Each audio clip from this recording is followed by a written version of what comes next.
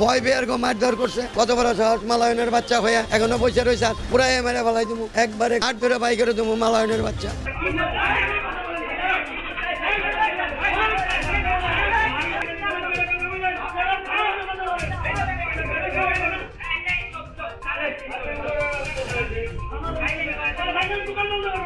আমাদের বাইর করে দিলে